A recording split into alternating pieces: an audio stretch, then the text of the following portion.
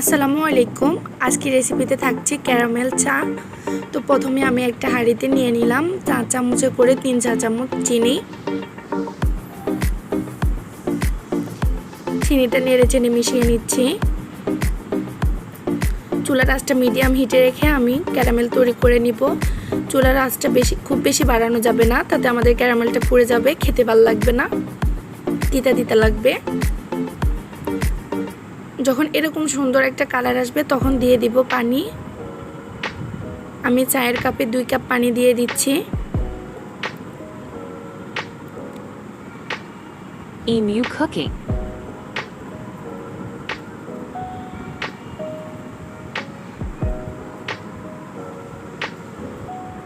এখন দিয়ে দিব 1 কাপ দুধ।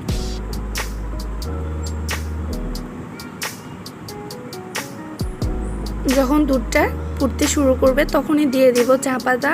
আমি 4 চামচে 3 চা চামচ চা পাতা দিয়ে দিলাম।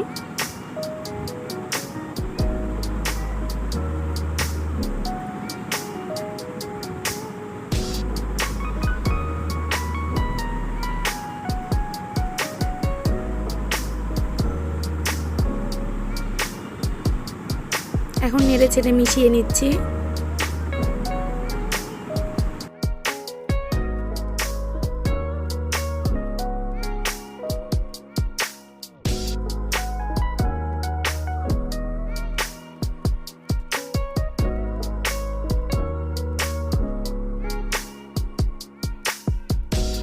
এখন আমি চাটা মিডিয়াম হিটে আঁচ দিয়ে দিব যতক্ষণ না সুন্দর একটা কালার আসে।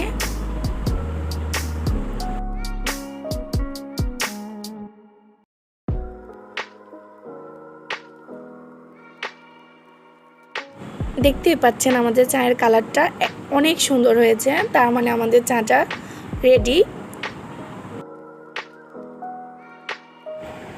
এখন আমি একটা কাপে চাটা ঢেলে নিচ্ছি।